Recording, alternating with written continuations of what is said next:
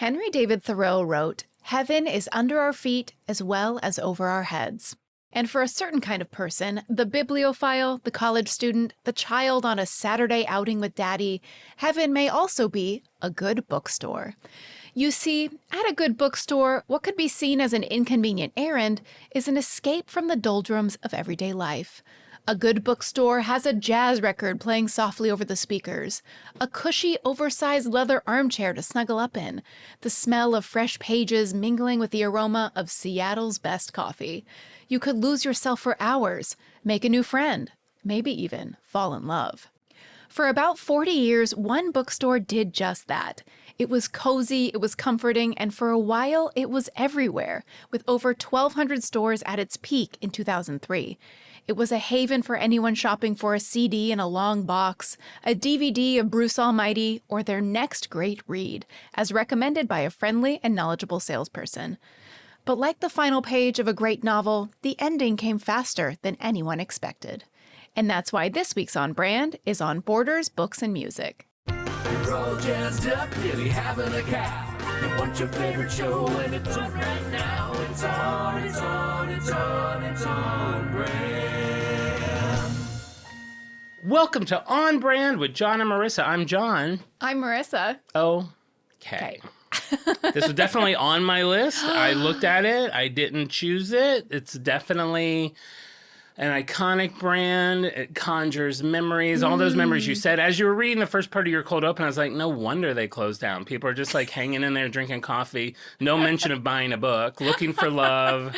I will say, in my deep dive on the Borders, Books, and Music experience, I spent some time in the Reddit. I read some stories from employees. The employees but aside from saying it was like the best job they ever had, they were encouraged to let customers hang out all day and read the books for free. Magazines, newspapers, books, a big old stack of books on your little cafe table at a Seattle's Best Coffee, and then leave with your wallet fat.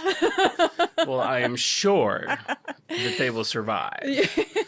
I feel like Borders, I don't remember what Barnes & Noble was like at the time. Now I like Barnes & Noble so much.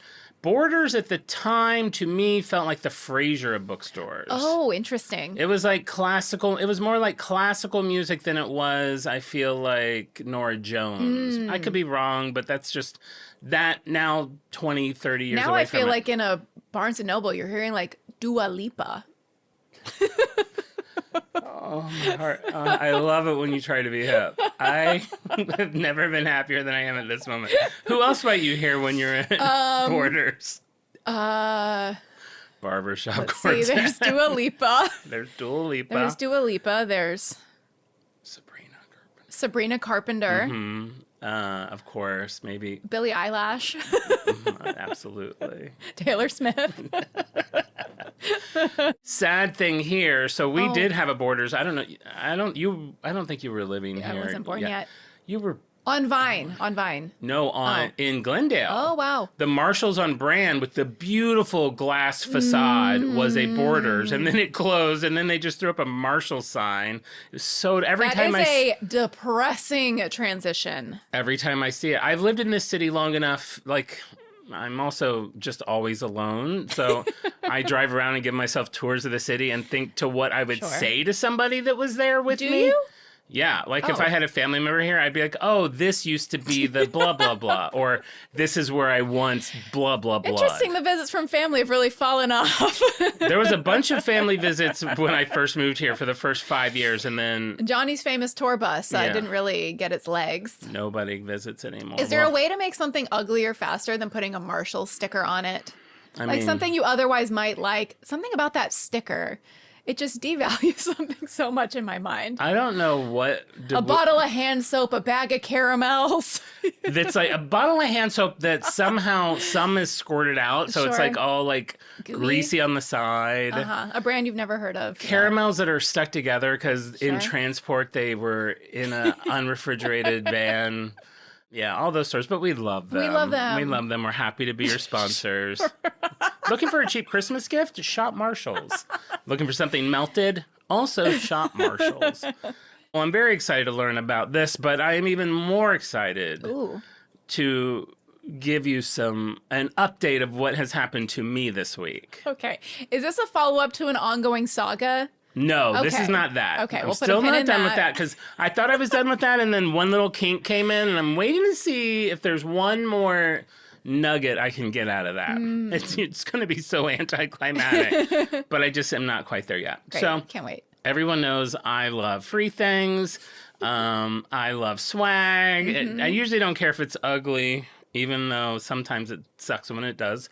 But a couple weeks ago, a listener reached out, and this is, okay, full disclosure, her name is Alexis. This is a friend of Caitlin, who I've mentioned on the pod a lot, celebrity chef Caitlin, sister to my dear friend Christine. So she's in the fold. I am not great friends with her or anything. I've met her a few times. Rude. No, it's just a fact. How about yet? Yet, of course, yeah. Now we are besties. I believe it. Now we are besties because she reached out and she's like, hey. And how she came to I believe she came to our show. Last year, we all went to, Caitlin and her husband, Dustin, invited me to go see the Nutcracker with them. Oh, fun. And there was a group of us, and Alexis was there. Okay, great. And when we were leaving, someone mentioned the pod, and they were like, oh, you should listen to the pod. It turns out she not only listened, she became a fan. Oh my gosh, She's wow. a bona fide freak. Love to hear that. So she's been enjoying the show, and she reached out, and she's like, listen, I have a small gift I'd like to bring you. And of course, I'm like, gift. But then part of me is also kind of like, oh, God, I don't like... I'm weird about gifts. It's like I do want them, but I also don't like compliments. Like I'm weird about, I don't want you to really spend money on me, even though I kind of do. You don't like compliments? When someone's like, you know how our thing. Sure. We try to make you embarrassed by telling you we're proud of you. When someone tells me they're proud of me, it makes me so mad. But if somebody says, John, you are so funny, I love the podcast, you're like, stop. No. Little old me. Of course. Humor, because humor's all I have. Sure. Humor's all I have. I'm so proud of you, John. Merch. Humor's all I have. Humor's all is I on have. a T. With a giant graphic picture of me. Great. Graphic meaning naked. Nude. Full schwanz. Soft nude. So Alexis reaches out, and I'm like, great. And I was house sitting at the time. We were trying to coordinate. Long story short, I'm rambling. So this week, we were finally able to coordinate. Now, Alexis had heard... I'm wearing the shirt now. If you're not watching on YouTube, there was a little drama with my first time giving blood like a month ago. I gave blood, one, to help those in need. You didn't even know they were giving away free Snoopy shirts. You just were there to do a good deed. No, I'm not going to lie. I knew there were shirts, but you know, there is a difference between wanting to get a free shirt and being willing to have your fluids sucked out of you. Okay. Your blood. We'll make it your blood sucked out of you. John-shaped hole in my wall, rushing to get his fluid sucked out in exchange for a free shirt. Wow, what an offer. What an offer. So I went to get blood, and they were if you're just joining our show, the Red Cross had a collaboration with Peanuts. They had 4 T-shirts that they were giving out. They were in blind bags. You didn't know what they were. And for me, they were clearly an order of what shirt you wanted. First, there was 2 that had Snoopy. Those were the top 2. The Snoopy with the Red Cross was number 1. The Snoopy with the blood drop was number 2. And then the 2 with no Snoopies are 3 and 4. The one that's all Woodstock shaped like a blood drop is 4, like deep 4. No one wants it. At least I'm seeing it as slightly off center. Woodstock is, when you adjust it, you kind of recenter it, but he is really an inch away from your nipple. Yeah, if you're not looking at the shirt, it's a bunch of Woodstocks shaped like a blood drop, and one of them is flying away, and the way the shirt is designed, he's flying straight to my nipple. Let me tell you, too, you wouldn't know it was a blood drop. There's nothing about it that indicates blood. Well, underneath it says give blood. Well, I can't see that part. This is the episode we learned you can't read. That's why you did Borders, to you were like, it's my Mount Everest. And at the end of the show, we have that special thing. If you know anyone that can't read, please reach out to 1-800-READ-ME. So she reaches out. God, I'm making the story go so long. So she's like, she came over and she was talking about how much she was cracking up at the episode. And she works at a very funny show that you may know called St. Dennis Medical. It's an great. NBC show. We watched the pilot together because I told you I wanted to watch it. Very Amazing. funny. It's one of those like mockumentary style Yes. shows. It's on Peacock and NBC. Super funny show. So she had coordinated a blood drive there. Wow. And she's like, look, I know it's silly, but like they gave me this little gift bag. So she brings me this gift bag. And in this gift bag, it's so cute. I get this new like Oh my Red gosh. Cross little like clear thing, Wow. clear tumbler, an enamel pin that says Cute. Los Angeles American Red Cross. I love me an enamel pin. I'm gonna Wait, I have a really good idea. Enamel pin, some kind of backer that turns it into a gibbet. Like a special backer that you put on an enamel pin. merch. And then this was my favorite. Look at this journal. It's like this Oh. blood red, feels like leather. I love that kind of I'm just imagining you getting a free journal and then going, maybe I'll start to keep a diary. Like, this is the barrier to you keeping a diary, is not having been given one for free. Like, you actually believing that. Whenever I get a journal, I'm like, what? This journal has to be used for something specific. What will I use this one for? And then I never do. This one, I assume, I guess it'd be whenever I make a donation. Well, it's kind of like lightly medical themed, so maybe just to keep track of your doctor's visits. My ails and my aches and ointments. Any questions to ask the doctor? Because you do need to write them down in advance because you're going to forget. I put them in I literally have one of my notes in my phone is questions for the doctor. And anytime I'm going to a doctor, it's like when I pack, the week leading Yes. up to it, I will throw questions in there that I need to remember to ask them. So, I do that all, but I'll get to it. Well, you have to schedule a doctor's appointment like 3 months out. So by the time I get to the doctor, they're like, great, so what's wrong? I'm like, nothing, I'm fine. Absolutely And then I nothing. leave and I'm in the parking lot and I'm like, why didn't I tell them that like my leg hurts all the time? I know. You just forget. It's such, I know. I went through this yesterday. I went to a dermy and forgot to ask a question. Oh, my Now goodness. It's like trying to get them on the phone. So that was very sweet. So I wanted to thank Alexa for that. how nice. But that wasn't all she brought. You're kidding. So she gives me that and then she pulls out No. another blind bag shirt. Now, Have you opened it yet? I have not opened it. Oh my God. She has opened it. So it is open. I have not looked at it. Now, I did not expect this story to continue. I could not have been more flabbergasted and full of joy. This to Amazing. me is a perfect gift. Perfect. She didn't have to spend any money. It continues a joke with our show. It's lore at this point. It's something that has haunted you. Like, it's a silly thing that haunts you, which is like the best kind of thing. yeah. Yeah. No, she was like, look, they only had XXL, so it is bigger. That this will be a night shirt. It's a sleeping shirt. But I don't know what this is, so I figure we'll just pick up where we left off. Amazing. Previously, on the Peanuts Red Cross collab, John opened 2 of the number 4 shirt, the shirt he wanted the least. He is now unexpectedly about to open shirt number 3. Okay. Not design 3. We'll shirt see if he gets a more preferred design.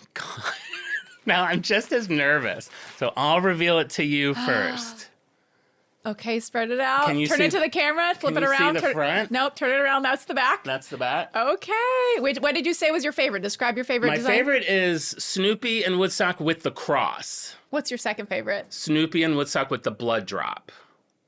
Can I John, look? turn that t-shirt around. It's Snoopy and Woodstock. That would be so mean if she gave you, she knew what it was and she gave you a third Woodstock blood drop shirt. Oh my! Now, can you see like why this should be in the trash? Now I get it. And this, you gotta have that Papa Red, and you gotta have Snoopy. Could you cut that out and maybe patch it over the old one? Now, that's exactly the sort of thing I think about when I end up with something too big. It's the same as like, I'm buying 7 patches because one day I'm gonna have a pair of patch pants, or the enamel pin bag, or my charm bracelet, which I am Sure. gonna have. Yeah. Oh my Wow. God. Now, full disclosure, as you know, I did say this was choice number 2. Okay. So thank God she gave me You're kidding. You are kidding. 2 John, blind bags. the juice you have. Peanuts. I'm seeing it now when you were like, we should start a podcast. This was the plan all along. It wasn't even about money, which we also don't really have. This is what money can't buy. You have a field of minions to do the impossible task for you. I'll be honest. It never entered my mind. Unbelievable. When we decided to do the podcast, I was like, what are we going to ramble about? Like, the fact that we're doing this over 2.5 years later, weekly, 2 shows, and still have stuff to talk about blows my mind. This is the manifestation of the dream. But finding people that will send me a Sarah Josepha Hale bobblehead, Amazing. a vintage class ring, these shirts, the little boo buckets, honey and seeds, and goes all on and the on. amazing gifts. If I left you out, it's not because I don't care. I have a bad memory, and there's just been so many lovely things. That has been a wonderful addition. So let's see we'll open this is. quickly. There's a chance it could be the same one. I'm wondering if each size got its own design, but we'll just see real quick what this is. Flip it around. I'm looking at the back. Okay, say again what your number 1 design is. Snoopy and Woodstock with the cross. John, turn your shirt around. Yeah! Oh my god! Oh my god! You are genuinely so... I see tears in your eyes. Are you crying? I'm not. I just can't believe doing this. Your eyes are welling. I'm looking at you. It doesn't matter if you say you're not crying or not. Your eyes are wet. Well, if I'm crying, they're tears of joy. Mostly because everything with this bit has been completely blind, and it could not have presented itself more perfectly. Oh my God. Oh my God. Now that's a Woodstock I can get behind. He's got sunglasses on. He's not trying to get the milk out of my nipple like this guy over here. Oh my God, Alexis. Oh my God. Wow, you're freak of the year. Freak of the year. I don't even know what to say. Holy crap. Maybe I will cut that and put it on my butt cheek on a pair of short-ass jeans. You know, it's just a looser fit. That's in style now. Just a looser fit. Wow. Wow. Pure joy. Thank you so much. They go into the shed. I gotta get to the shed. The highest honor, chucked into a pile of trash. Nothing shows that I love it more than if it ends up in the unit. Yeah, where it is preserved and pristine. Oh my God, I am so happy right now. I can tell. I am so happy. This is in stark contrast to how my last episode when you were very sad. With the Taylor Swifts. Yes, and the T-shirt before that. And yeah, I've been sad a lot. It's all been turned around. Be sure to watch St. Dennis Medical on, I think, Monday nights on NBC. And if you missed that, of course, on streaming on Peacock. Yeah, and if you want to make your TV night just a little bit cozier, head over to Marshall's for one of those little foot spa bubblers, maybe a pair of slippers, a light candle. You want just some slightly used seasonings? Head on over to Marshall's in the spice drawer. Did you get the new vanilla sugar at Trader Joe's? No, I did. good? What am I going to do with it? It says sprinkle on toast. Sounds good. So I'll try that. Sure. All right. Sprinkle on toast. The baton is yours. Oh my gosh, my face is hurting from all the grinning. So Borders, Books, and Music, this is a very personal, nostalgic brand for me. I spent a lot of time there as a kid. This was the era where you just get free reign to run around the bookstore for hours on end, from being a little kid all the way up until high school when I would do homework, you know, all my little books spread out, go to the bookstore, sit at a coffee shop, have a Frappuccino. I have all my books out. I got my little pens. I'm pretending to take notes, whatever, but really I'm hanging out with friends.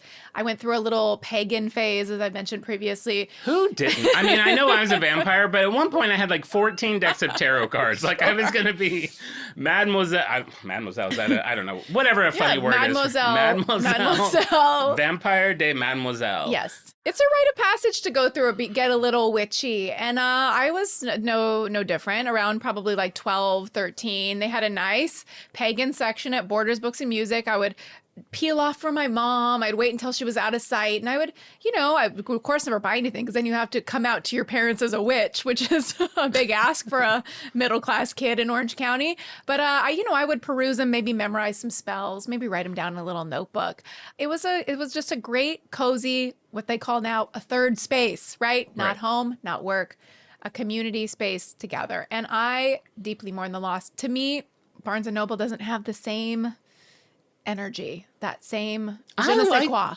I like Barnes & Noble. I like it now because I like any retail experience. I'm just like happy that it exists. And I will be sad if Barnes & Noble goes under. But at the time, if you're comparing the two, Borders had just a different vibe. I'll say it now, in case you're wondering, which I know you will be. Borders Books and Music was the inspiration for Fox Books in the movie You've Got Mail. Of course. And look how that turned out. She didn't act again for 45 years. And now history is repeating itself, and the big bookstores are threatened by the online retailers. Yeah, I like all these. It's like streamers and TV. We'll get rid of TV and have streamers, and now streamers suck. It's like, oh, you're streaming, but now we're going to give you commercials. What? That's the whole reason. I had that last night where something about it, like it wasn't even like a particularly long searching what to watch period, but it just kind of all irritated me. Like, it's an assault to your senses to like scroll through everything on Netflix. You hover over something and the trailer starts playing immediately for like 5 seconds, super loud. You can't like scroll around in a pleasurable way anymore. Everything feels just like really aggressive. And I said last night, I'm like, let's get rid of all of it. I want to be checking out library DVDs. You guys made fun of me when I checked out Judy on DVD. We did, and now I wasn't ready. And now I am. Of course. Why wouldn't you? It's free. You have a library literally from you. Uh-oh, they're going to figure out where you live. Oh, I have a library. I'll bleep out the distance from my home to the library. And bleep out when I say library. So to me, reading about Borders, looking at pictures of Borders, it just filled me with, my favorite feeling, nostalgia for the late 90s. I mean, I have the You Got Mail vinyl. Like, You Got Mail, those Meg Ryan, Tom This Hanks. is the time of year. We are in peak You've Got Mail season right now. It's autumn. It's like Sleepless in Seattle. You've Got Mail. When Harry Met Sally. Yes. All of them, man. There's like nothing Megan could do wrong back then. No, for sure. God, I love that woman. So with that, let's dig into the history, because it is a rich one. Are we clip-clopping? Are we vroom-vrooming? Let me guess. Borders, I'm going to say it has its roots in 1700s, but not really. We're going to probably pick this story up in 1946. You know what? I'm going to shock you, because Barnes & Noble is an older company, but Borders started in 1970. I almost said 1978. And get this is going to knock your socks off. Louis Borders No way. was working in a bookstore in Boston while attending MIT, and his older brother Tom was teaching English in a small college town, but he was on sabbatical while he was trying to write the next great American novel. So these are book boys. That's very cute. And I'm going to go ahead and say book boys are hot. We know what they look like? Yes, we do. And they are hot? Yeah, yes. Yes. Seems like a hesitant hotness. Yes, they are. It's like with the lights on 4. It might not be everybody's taste, but I like a book boy. Don't you you like a book boy too? I live for a dad-bodied nerd. Is that too much? I think that might be most of our listeners. Okay. A dad-bodied nerd. Well, I have a couple XXL shirts we can share. You can both try to squeeze into. So we got a couple book boys. They're in Boston. And Louis, he comes home to his brother, and he has 2 great business ideas.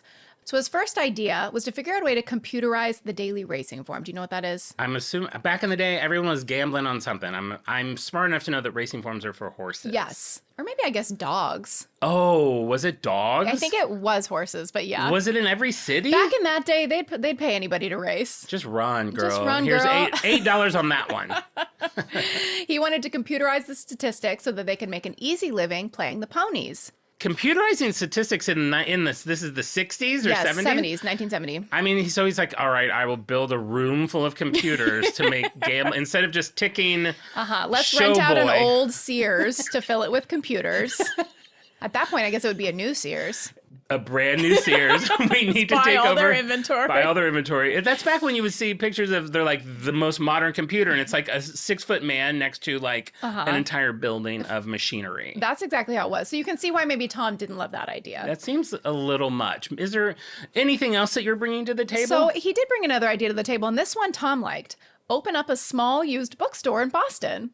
Small? Are you sure we don't want to still rent out a brand new Sears and buy all that inventory and fill it full of books? Let's start with baby steps here. Okay.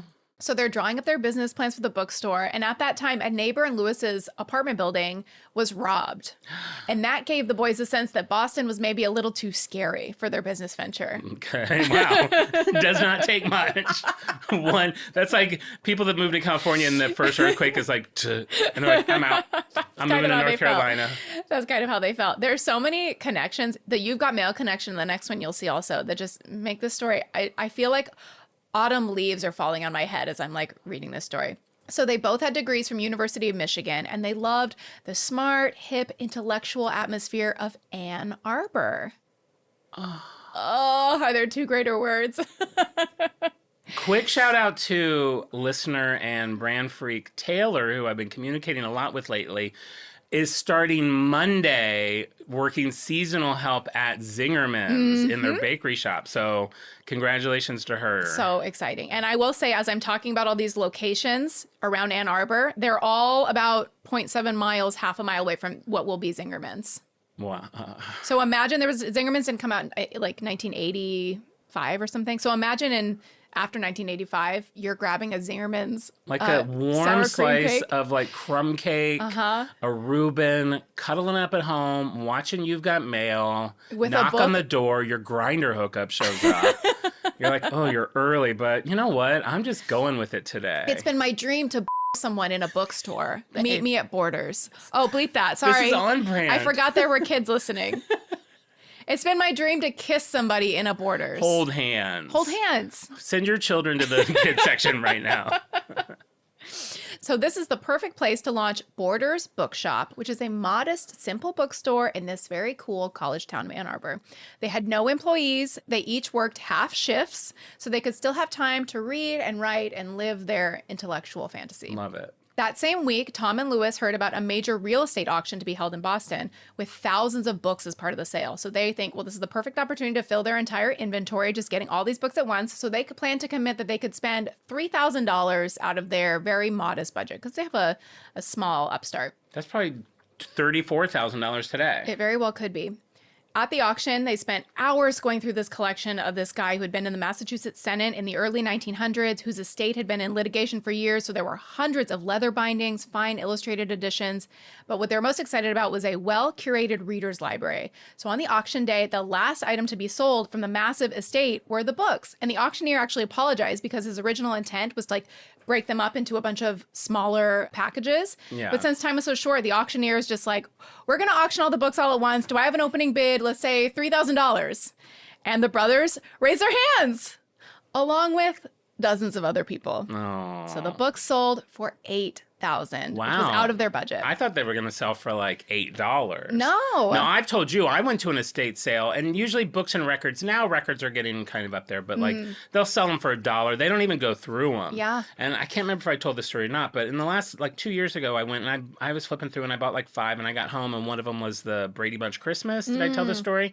And I get home and I turned it over, signed by every Brady kid. Incredible. Got it for $1. Maybe talked them down to 50 cents. The find of a lifetime. Find of a lifetime. Because they're not going through everything. I thought you were going to say because they're not living anymore. Most of them are cracked out, cranking it at home for pennies. You're talking about the Brady kids? I don't know. Yeah, I was. I write Brady fan fiction.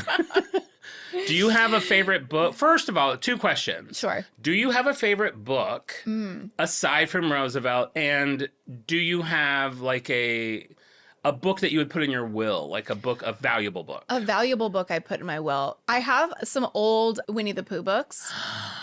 My mom has a really good collection of old books that I'm really excited to inherit. And this Winnie the Pooh book, if I had known, it's not super rare, but like if they're in good condition, they go for like maybe $150.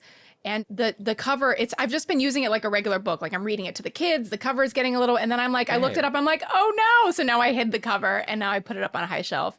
But I have some good Winnie the Poohs. I do that a lot with even new books. I usually will take off the sleeve right away. Really? And tuck it away and then read the book. I would say, I don't know if it's probably my most valuable. I have 2 first edition book edition, not like first edition that you get at like Borders, but there was a book club edition. Oh, yeah. I think those are a little less valuable, but 2 first edition book club edition of Interview with the Vampire signed by Anne that's Rice awesome. that I got signed in my lifetime. Did you get it signed at a bookstore? I got it signed. I met her a few times at cool. different events, so I eventually got on both sides. She loved to sign things for fans. That's great. There was a time she was so cool to us little vampies that like you could write her or her company or whatever and just ask. They would send you like, I don't know, for the cost of postage, they would send you like 5 or 10 like book plates that she signed so you could just stick them in her books. That's fun. Very nice. That's so nice. She used to also have like an 800 number you could call, and she would just be like, hello, my darlings, and like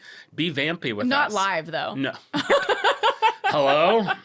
Hey, it's John. I'm a vampire. Okay, yeah. I can see you doing that. For sure. If we have 1-800 on brand, it's just like, it's you just being like, hello. And they're like, oh, I thought this would be like a voicemail. No, it's just me. I'm making eggs. What's up? That kind of is how Wednesdays go with the Insta egg. That's great. We'll have a phone line someday. Yeah. So the book sold for $8,000, which was obviously way out of their budget. After the auction, they met the buyer, who was a renowned antiquities dealer named Richard Mills. Oh, I was hoping his name would be And Music. Richard and Music. I have a great idea. We're Border Books. and music. And then later it was confusing, so they were like, I guess we could sell CDs. They didn't even plan on it. The Borders brothers described this guy, Richard Mills, as a true genius and a gentle soul. He was a Harvard graduate and a World War II Navy submarine vet. They don't make them like they used to. No. Submarine vet. Nothing sounds worse to me than being in a submarine. I agree. Not being. I feel like. Is there a submarine where you can fully stand? I feel like you're constantly. No, you're squatted. always like laying on your belly on top of 4 other people. Oh, now you're interested. I'm gonna jump online real quick. Submarine tours. Job applications. You're a captain of a submarine now? So he has a photographic memory. He was described as somewhat unkempt. He always has like a rumpled sport coat with a bottle of Maalox and acid poking out the pocket. That was going to be Bailey's. I was like, I can really get behind this guy. I mean, he's your type. He's like a dad bod book boy. Dad bod, frumpy boy. With a little heartburn. Who doesn't and a have heart it? of gold. Heart to burn, heart of gold. Heart to burn of gold. Merch. So Tom asked Richard if he needed help moving the books. This is a good tip for all you entrepreneurs out there. Just because you don't win the books in the auction, get in there somehow. Doesn't mean you can't eventually open a bookstore that will fail. There you go. Well, okay.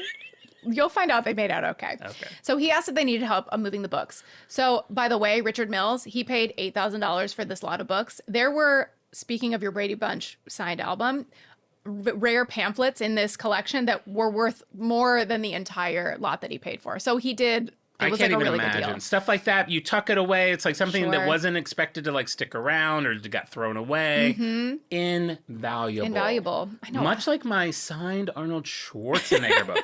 That's what I was going to say back in the. That's why I like Barnes and Noble, because every Black Friday they do a big autographed book section, and I look forward to it every year. And you still are trying to move an Arnold Schwarzenegger book. Actually, someone wrote us on Instagram. And I'm like, serious? do you still have that sign? And I never wrote him back. I like got defended. I was like, girl, what do you want my book for? He ain't dead yet.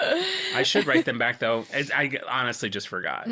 Yeah, though I think if you do want to get a premium, you gotta wait. You gotta wait till you. Like, he's really healthy. Oh, I think you're saying he's really close. No, he's like not close at all. He's really healthy. Oh, damn it. So Tom rents a truck and he moves the books to Exeter, New Hampshire.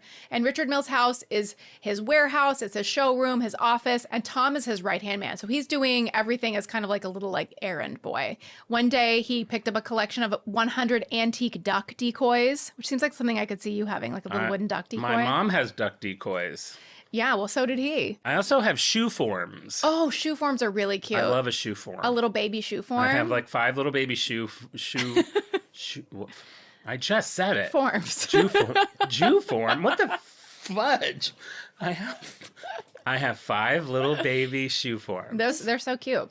So he would get the duck decoys. Mr. Mills would sell them in the next few days to other dealers. One day he sold like his antique desk in his office for $16,000. So he's working with some pretty high profile antiquities dealers. God. After 6 weeks, Tom finishes sorting and cataloging all the books, and he is stunned when Mr. Mills gives the entire garage full of books to the Borders brothers. He spent all that time cataloging them, and he's been helping him out with a bunch of other projects, and he goes, you know what, they're all yours. Wow. I'm sure he went through and found like the most expensive ones and kept. Well, rightfully so. The ones that they were interested in were maybe the more like accessible ones. The least like they don't want to get in the antiquities business. They want to be a used bookstore. So this is their precious load of their first inventory, and they got it on the back of a truck driving to Ann Arbor. And without knowing it, Mr. Mills had the first hand in helping launch Borders Bookshop, which obviously went on to be a very successful business. Unfortunately, Mr. Mills passed away before he got to see what the business became, but he had a very important role in making the bookstore what it became. This is not a great commercial for, what was that medicine he drank? Maalox. This is not a great endorsement for Maalox. Do you think it was related? Unfortunately, due to Maalox consumption. I never understood the people who like are just sucking on a bottle of Pepto all day. I'm know. like, I feel like you're not supposed to take that much. You're not supposed to take that much. You're not supposed to take that much. But you know what this is reminding me of, Marissa Pendon? Yes, John Glauber? Pottery Barn. Oh, When they yes. acquired a big barn full of pottery. pottery. Yes, it's very similar. Interesting. Sometimes getting something in bulk is a good way to start your business. Let's go look for a big garage of foam. And we will be rich. So in Ann Arbor, they leased part of a second floor of a retail building at 211 South State Street. So if you live in Ann Arbor, like our friend who listens, who was working at Zingerman's, maybe you'll love these addresses.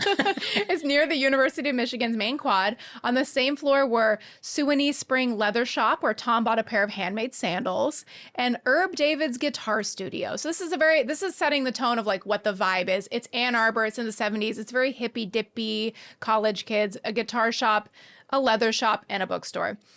So they opened their second floor used bookstore in February of 1971 with the books of Mr. Mills and the others that they had accumulated. It was 2 small rooms with a half bath. They made a pot of hot tea every morning for their customers. The final floor plan had the service counter with the toilet tucked behind it. So if somebody had to use the bathroom, everybody had to leave the store. Just like lock the door.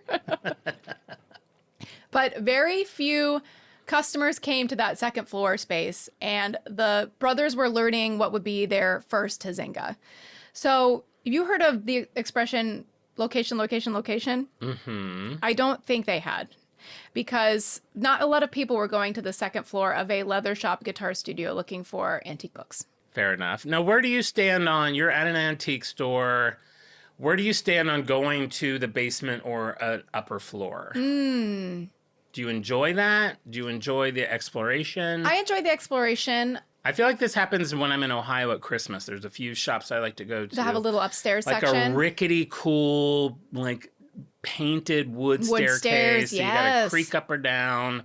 You find, I did that in April and went downstairs to this one store across from the Golden Lamb, which is, I think, the oldest restaurant, has House Many Presidents. That's where I get apple butter. And it was April, and I went down in their basement, full of clearance Christmas. Oh. Is there anything better than 90% off Christmas stuff in April? Oh my gosh, that's heaven. Except when you don't live there. It's like all definitely stuff for people that have like big homes. That's true. I mean, even just, I'm knowing how the Halloween sales are coming. They're already probably 12-foot skeletons are probably on clearance at Home Depot, and I want one of these, and I'm like, but where? I need a full garage. I know. For just Mr. Bones. Or a storage unit. I guess that's an option as Not well. mine. Not in my budget. So 6 months later, they moved to a first floor location on William Street. You hearing that, Ann Arbor listeners? William Street, 800 square feet. The additional space was an improvement on the first floor. They still didn't get enough foot traffic, so they wanted more. They moved again for the third time in 2 years. This is a lot of books. Books are heavy. Books are the worst. You don't know it, and then you have like one box. You like keep putting books in a box, and you pick it up. It's like 750 pounds. Do you want to hear my stupid book story that's so Yeah. John, and people are probably going to get mad at me for doing this? Sure. Someone like a couple weeks ago on my street had put out a table with a bunch of free books. And there was this nice looking box set that had like 7 books in Of it. what book? I don't even know. You don't even know? I had to look it up when I got home, but I took them anyway. I don't care. A box set of a box. I assumed it was some popular book that the kids like. Okay. So Twilight. I took it. No, it's like science fiction, like one of those like the Lupin lore of whatever, blah, blah, blah. Okay, I don't know. great. Just sci-fi or space adventure. Okay. And they looked cool and unread, so I took them, and they were on the porch. I went and looked them up, and you could buy the whole set for like $150. Oh, wow. Yeah. Book sets are expensive. Now these I'm like, I will sell. The set online had 8 books. Mine had 7. Someone had taken 1 book out. You didn't notice it was like the books were rattling around in the box? I did a little. I was like, that seems like maybe too much space, but let's see. So that's what I wanted to confirm. Then I just hated the books and I left them outside. And then 2 nights ago, what never happens in LA, it rained. Now the books are all swollen and they're all ruined and the box fell apart. There you go. Now you can hate me. I fear that there's a lot of stories like that we'll never hear. Oh, many. Like we hear about your screwing Amazon with your thermos water bottle. For every thermos story, there are 18 other stories that you will... Of swollen, rain-bloated books. It's like that terrible movie I, Robot with Will Smith, and he's talking to that hologram of that guy, and the guy's like, you didn't ask the right questions. You have... And then he finally does, and he's like, no, that's the right question. That's me and you. That's me and you. Have you left any books to get bloated and wet in the rain lately?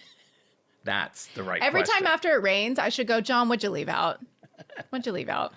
Oh, those poor books. So they moved for the third time in 2 years to a prime location. Listen up, Ann Arbor residents, 316 South State Street, where Wars University Bookstore had been since 1892. So that building is 3 times larger with a full basement for storage, overstock, and an office on the second floor. Did you go to college? I forget. No. God, going to college and having to go to the bookstore, I'm in those decades where you still had to buy physical books, and like you would go to the bookstore. I went to UC, I forget the name of the bookstore over on Calhoun, I think, or Calhoun. I think. I forget. Who cares? Someone's like, John, Du Bois. We have some Cincinnati listeners. Du Bois Bookstore, I think. Oh, man, now I think I'm right. But you would have to go and, like, find, like, used... You try to find the usedest ones so they would be cheaper, and it's like, oh... They were really expensive, right? Yes, it would be like a used textbook would be like $100. It's like, what? What? And then 8 years later, people are on iPads and hoverboards. Marty McFly and zipping changing time and space. So ridiculous, those books. So now they have their great new location. It's in a spot that had been a university bookstore. It's 3 times larger than the one before. You'd think everything's going great. Oh, also, neither of them are morning people. So they have their first employee now named Doris Becker. And she would open the store in the morning so the boys could sleep in. I mean, I don't know where this story's going, I'll be completely honest, but the more that I hear, the more that I'm absolutely convinced that they will succeed. What could go wrong, right? Nothing could go wrong. They have all the ingredients. Sleepy owners, bad locations. Doris. As soon as we're done recording, I'm headed over to Borders to grab a mocha latte. Huizinga number 2. They would mix the new books and the used books together, and people didn't know which was which. They didn't know if a slightly worn new book was used or a gently used book was new. Sounds like they need a color coding system. Blue, new. Red, dead. That's actually a really good idea. Thank you. I'm sure they came to that eventually. Huizinga number 3.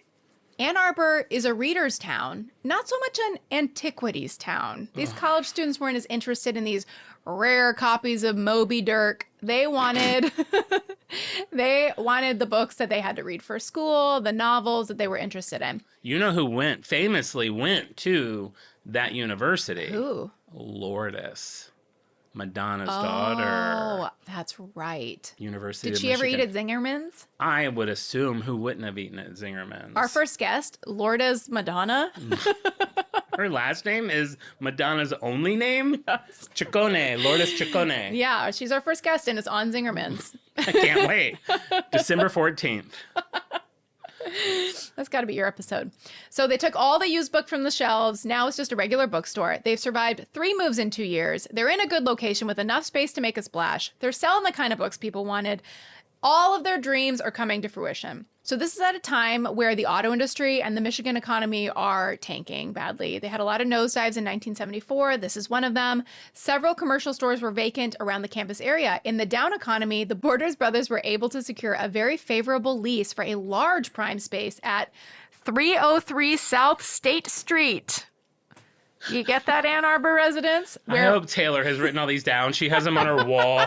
She's like, Law and Order, put pins in each of them. I do get excited. I'm not going to lie. When in LA, when they're like, and Lucy used to live on... Are you kidding? Blah, blah, It's blah, the Las best. Palmas. If I was in Ann Arbor next week, I'd be doing a tour of all the Borders locations, ending at Zingerman's. Our first live show is in Ann Arbor on Zingerman's, and the next day we give a tour of the border. Follow the footsteps of Borders. Yes, and honestly, you could probably do it as a walking tour. They're all so close. Can I get one of those? Segway? John will be on a Segway leading the pack. Not a Segway. Like, what's that one where someone pulls me?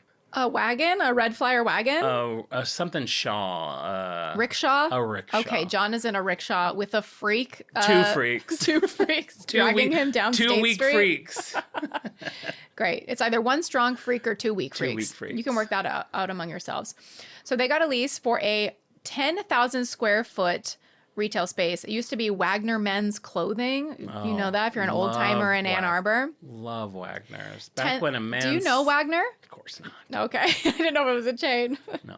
10,000 square feet on 2 levels with an escalator and a full basement. We're seeing whispers of what is to come.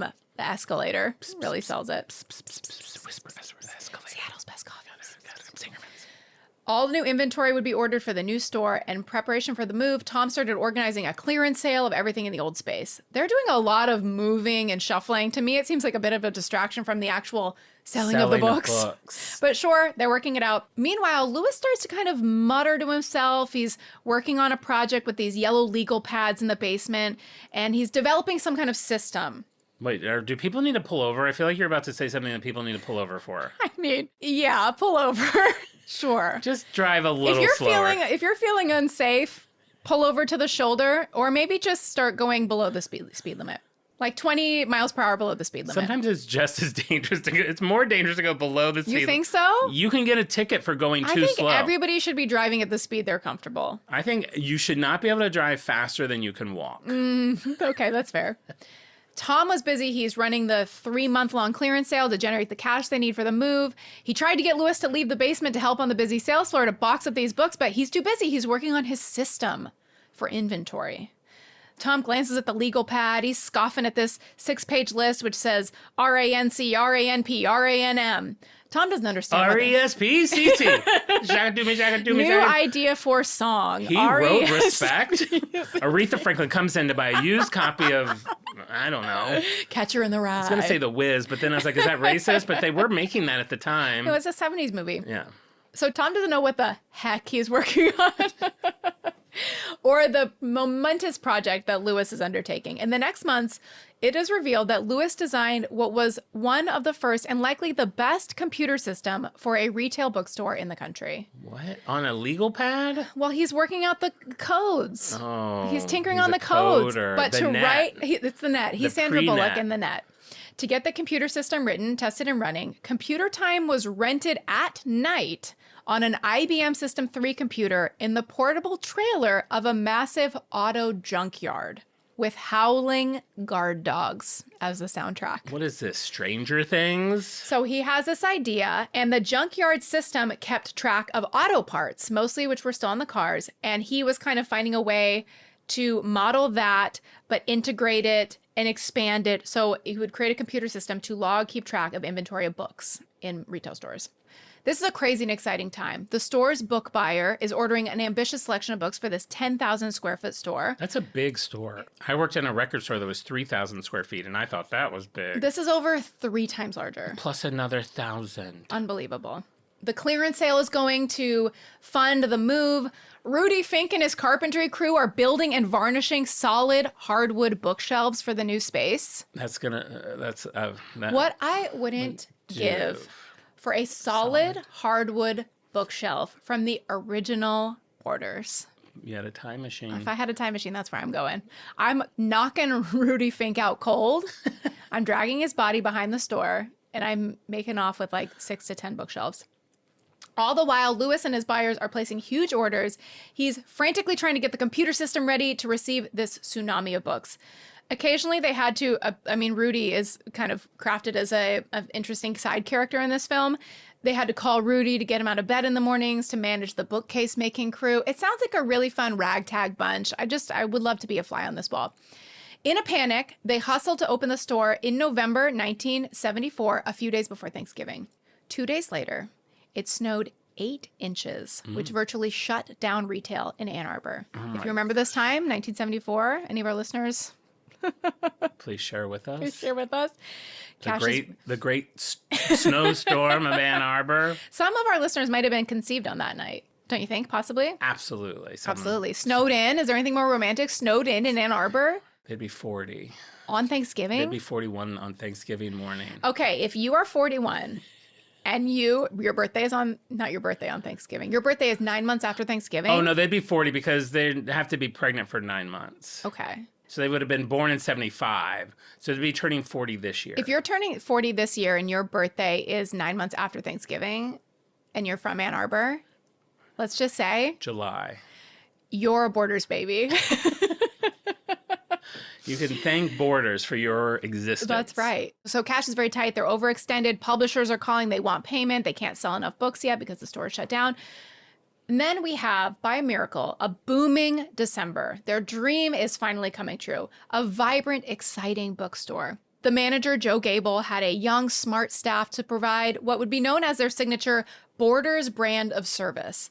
Never pushy, cool, friendly, casual, bright. Joe's crew, they knew their books. The customers quickly came to rely on the staff, and everyone enjoyed the interaction. So this was a place you could go to say, like, hey, I like this kind of book. What else might I like? The staff were trained and quizzed and hired specifically for being very knowledgeable about books in general, but also about a specific category of books. That's smart. Self-help. Right. Travel. Sure. Gardening. Exactly. Those are great categories. History. Another one. Art. Perfect. Sociology. Local interest. Oh. Always a favorite of mine. Ooh. When I go to Ohio, I always go to look. What does that have? Like old photos of the city? Old photos of the city. It'll have like books on brands from that city. I got That's a fun. Kroger book there. My favorite bookstore to go to, not to go off topic because that's not That's what not we're what we about. do. My sister, I think, got me into this, or my niece got me into this in the last few years. In Cincinnati, there's a store called Friends of the Library. Oh. And it's either books that have come from the library that they no longer need, or they just have so many donations. It's like this kind of rustic building, cement floors, but like books, like CDs are $1 or $2. Books are I like love that. $1 to $10. Like, and you Kind just of like a community thrift store-ish. yeah, but very well organized and like nicely done. And there's like a vintage section with old like Nancy Drews. And You should have a store like that someday. everyone. I should. Yeah. I don't want a bookstore.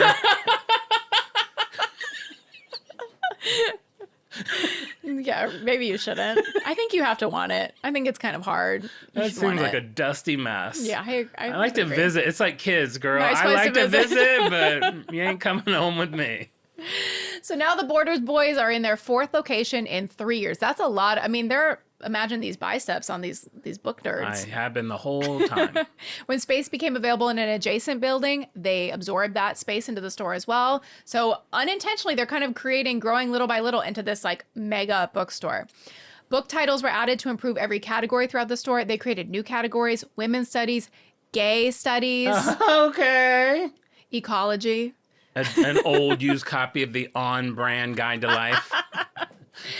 Every time they improved one book subject area, sales in all subjects went up because people would come in, they go, oh, I'm here for a book about fish. I And they're found like, this homo book. Maybe while I'm here, maybe I want to learn about Moroccan cooking. I'll see why I'm depressed. Yeah, there you go. So they noticed that having a great variety of categories and experts on each category just was their golden ticket to being a Wow, they successful figured out business. having an assortment of books is better than one Yes. type of book. But very knowledgeable staff, which is rare these days.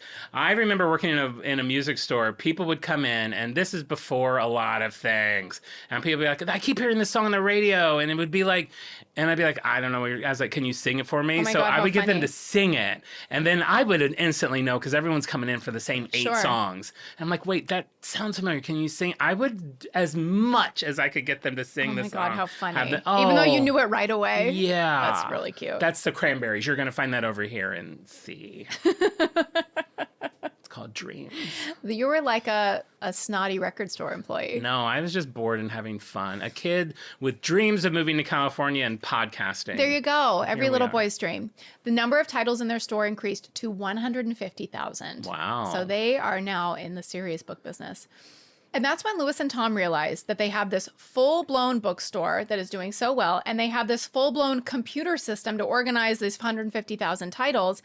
It's not... So do they have to go to the trailer? Not to cut you off. no. Did they have to go to the trailer if they're like, oh, you want a Sherlock Holmes book? He has to like run out to a garage, like the trailer in the used... In the junkyard? Yeah. That was just to like write the code. Oh. So they did have the computer system now on site. And it's just like, it's just down to like... You think you ask for like a title of a book and like he comes back 45 minutes later all sweaty? It's like, meet me here at 6:45. That junkyard dog chasing him because he had some salami in his pocket. He has a big chomp out of his leg because he had some Yeah. salami in his pocket. So that is when they decided to start a new computer company called Book Inventory Systems. So this is where you see Hello Sharks.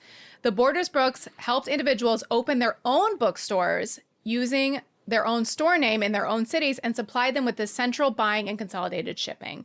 So with 2 shipments a week from Book Inventory Central Warehouse in Ann Arbor, all these independent bookstores in their own cities could become the best bookstore in their market. So you kind of also see they're in it for like the love of books. You might say like, oh, but these are your competitors. You might want to potentially open a Borders in that city. But instead, they're supporting the small bookstore to have access to this amazing inventory and making it easier than ever. Interesting. So within a few years, in addition to the Borders Bookshop in Ann Arbor, Book Inventory Systems had helped locate, design, and supply stores in East Lansing, Kalamazoo, Toledo, Louisville, Lexington, Cincinnati, Hey. Nashville, Memphis, Grand Rapids, Cleveland, and Lexington. And still at that same time, none of those are Borders. Those are independent bookstores. The second Borders Bookshop opened in Birmingham, Michigan in 1985. Within 2 years, sales caught up with the 14-year-old Ann Arbor store. So it took 14 years for them to open up a second location. And within 2 years, that second location was already on par with their original one. I know we had a Borders in Tri-County by 1990. Yeah? Do you remember going? Yeah. Yeah. So they must have really expanded. Must be a moment of Oh, expansion for sure. happening. Oh, it's coming. It's coming. Just as a note about the Borders brothers and what kind of bosses they were, they installed a company-wide profit-sharing program. So if they had a good year, an especially profitable year, they would get significant additional pay for all the young staff at the store. So they're good. They're good guys. Never worked at a place that does that. Anything nice. I've never. Never. It created a really strong camaraderie and a real investment in the business. So all the employees there, like you could tell their hearts were in it. They're not just like collecting their paycheck, going home. They're passionate about selling their books. So now we're pumping. Borders began introducing movies and music to the stores in 1991 to expand its offerings beyond just books, help the company grow into a national chain in the 1990s. Okay. In 1992, after 21 years in the business, the Borders brothers sold to Kmart for $185 million. Wow. There you go. There you go. And look how Kmart's doing now. Look how the other bookstore Kmart owned, Walden Books, is doing now. You ever step foot in a Walden Books? Did I ever set foot in a Walden Books? I had the biggest crush on a guy named Scott that worked on Walden Books. Really? Very complicated relationship. What do you mean? It's one of those things. It's like You liked him, he didn't like you? Well, it's like he did enough, but not enough. Did you meet him out of Walden Books? No, I think we met clubbing. Okay. But it was one of those things in hindsight. He's like, I gotta go home. I gotta shift to the bookstore tomorrow morning. What do you mean? Stay out. Let's party all night. God, I had such a crush on him. But it's one of those things you just learn at some point when you get older. If you have to wonder if someone likes you for too long, It's not a good match. They don't. Confusion is all you need to know. They don't. Did you ever kiss him? Yeah. Oh, well, there you go. Yep. You got a smooch. During a snowstorm. Walked to his home, walked to his apartment. Oh. Smooched in a snowstorm. Smooched in the Left a snow. rose on his car windshield. It was a hopeless romantic. Oh, you're such a romantic. I love that. So Walden Books was owned by Kmart, and it was their brand of bookstore that was in malls. So that was where you would see a Walden Books, whereas Borders Books and Music were like standalone in shopping centers. So Kmart was looking for a way to bundle the Walden Books operation with another bookstore to make it sellable. Bundle or fumble? It turns out it was a fumble. Swap that B for an F and then add in other letters. And you know what an F is? Failure. F for failure. Borders and Walden Books quickly spun off. They had their own company on the New York Stock Exchange, Borders Group Inc. in 1995. They combined 1,000 Walden Books with a handful of Borders and Book Inventory Systems as this is their corporate entity. The Borders brothers, they're not on the board. They have no input in the operations of the company. You know what those Border Brothers did? What? They took $185 million and were like, dip. You know what so much of business is? knowing when it's time to dip. It's absolutely true. And That for can't that become our reason- thing. Now I'm starting to feel like we're becoming like a jock boy show. Well, We're like those DJs. we appeal to them also. We That's need true. a soundboard with some like chickens and like Dip. ahooga. So they're not involved in the business anymore. Now there's all this kind of like corporate, you'll start to see the pieces that end up being part of Borders' downfall. There's a lot of corporate fumbling, bumbling, succession of CEOs for very like short periods of time, like 1 year, then 7 years, then 1 year, then 1 year, then 1 year. It's like clearly. That happened at Joanne's. Yes. I'm seeing it's happening in the show that I'm researching right now for next week. Huge red flag. It's a red flag when a bunch of CEOs come parading through. I feel like we would have been able to do it. You and me splitting a paycheck. I could have done any of these companies. In 2001, 3 years in the red, e-commerce is starting to whisper. People are starting to buy books online. Other retailers, like Barnes & Noble, are seeing this as an opportunity to get their books out to a wider audience. Borders Books and Music, that was never really what they were about. They wanted you in the store. They wanted you sitting and drinking coffee and not buying anything. So for them, the online stuff didn't make sense. They never really got a handle on it. It was never really profitable for them. They said, you know what we're going to do? We're going to take all of our e-commerce, retail book stuff. We're going to hand it over to Amazon. I knew you were going to say they were going to hand it over to Amazon. They were going to hand it over to Amazon. I knew you were going to say they were going to say we're going to hand it over to Amazon Yep. because Amazon creeped in a few years earlier and they're like, hey, man, we're figuring out the online system. You don't have to. Exactly. Here's what we're going to do. Borders, Kmart, you are going to be the sole provider of books through the Amazon website. It'll For an be- undisclosed fee. We don't even know how much money they made out of it. God They damn will it. have Amazon taking over their web operations and relaunch as a co-branded site. It's powered by Amazon's easy breezy e-commerce platform, baby, that once it seduces you with is a one-click shop, and boy, is it hard to go back. And then in 2008, when Borders Books and Music tried to take over its own e-commerce operations, it was too late. People had already gotten those delicious Amazon claws in them, and it's hard to go back. Probably free shipping. Amazon was the Fox Books. Amazon was Fox Books all along. all along. I will say at their peak in 2003, as I mentioned, the opening, they had over 1,200 stores. We start to see now things start to crumble. The e-commerce is falling off. The CEO turnover. E-reading is now a big thing. Everybody thinks the Kindle is going to like take over books altogether. Barnes & Noble created its own product, which is called the Nook to compete against the Kindle. Everyone remembers the Nook. Do you remember the Nook? Do you remember Borders, who carried at least 6 devices, including the Kobo, the Velocity Micro Cruise Tablet, the Sony Pocket Edition, and the Franklin AnyBook, which was an audio-only reader shaped like a remote control. Oh. None of them gained any traction. Obviously, none of them were more successful than the Kindle or the Nook, and their stock continues to plummet. And then in 2011, 19 years after the Borders brothers sold the business, and 16 years after becoming a public company, Borders Group Inc. filed for bankruptcy.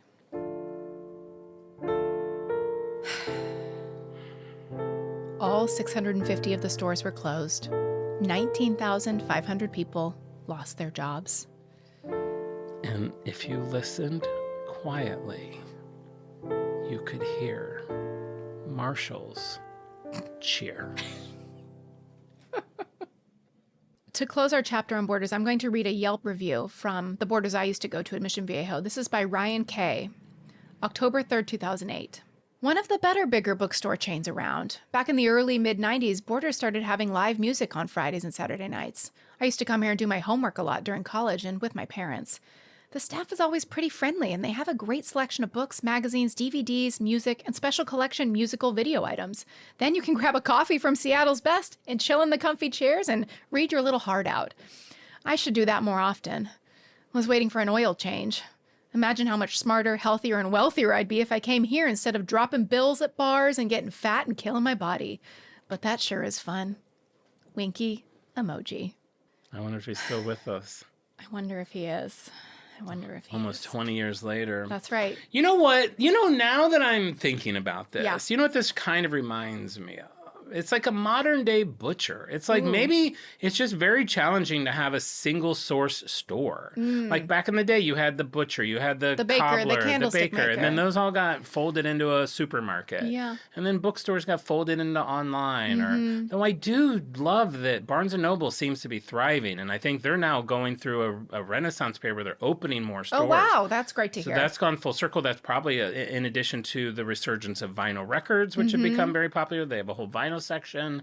But yeah, it's interesting. And if people don't remember, when Amazon first came out, it was kind of known as a bookstore. It was like the world's largest online bookstore. It was their first product. That was their thing. Yeah. Was books. And now look, now they're just the devil. Right. Before we move on from Borders, Books, and Music, and I'm not saying this because I always get scatological or always go potty humor. Oh boy, what? I will say that if you Google this question, the first 4 answers are related to this. Why do bookstores make you poop? Oh my God. Why do bookstores make you poop? Do you know this phenomenon, John? No, because I don't know that I've ever pooped in a Barnes and Noble. I will tell you. You poop at Trader Joe's. Why do buildings make you poop? This is a phenomenon that has been documented since before the 1980s. I know why. I can figure it out. Why? Because my dad used to read Reader's Digest on the toilet. So my bottom probably learned that sitting on the toilet is associated with reading. Interesting. So when you go to the store, you see the books? sphincter starts to like flap and your tummy starts to grumble. You see the book. There was a whole remember Seinfeld? He takes the book into the bathroom. That's right, yeah, and it gets flagged, yeah. Is it that? So that is one of the theories. Physicians have long discussed what could be the reason for this phenomenon. One of them is the association between reading and using the bathroom.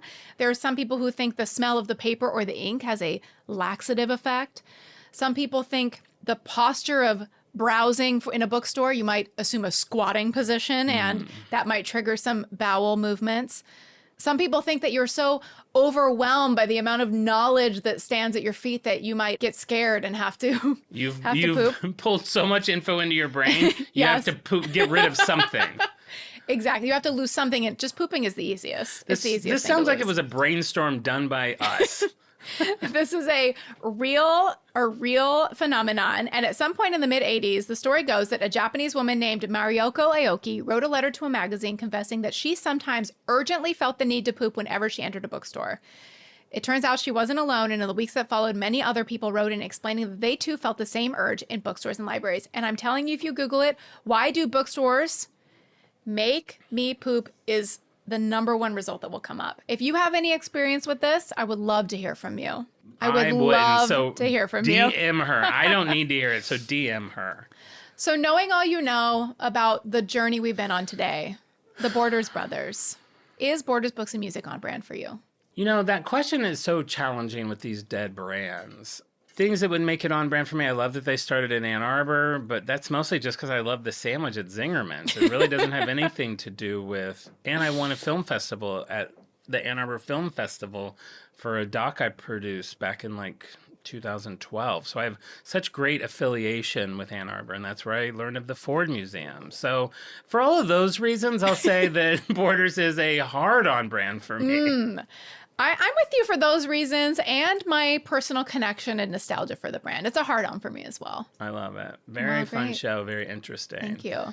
Unfortunately, another one has been laid to rest. And this is a rare, not even a zombie brand. There's no presence. It wasn't bought by anybody. It wasn't acquired. You don't go to, if you Google Borders Books and Music, did Barnes & Noble like maybe absorb, I don't know what they would have absorbed it for. Absorbed it. It says like Barnes & Noble welcomes Borders Books and Music customers. So yeah, I guess they absorbed the name. They absorbed whatever.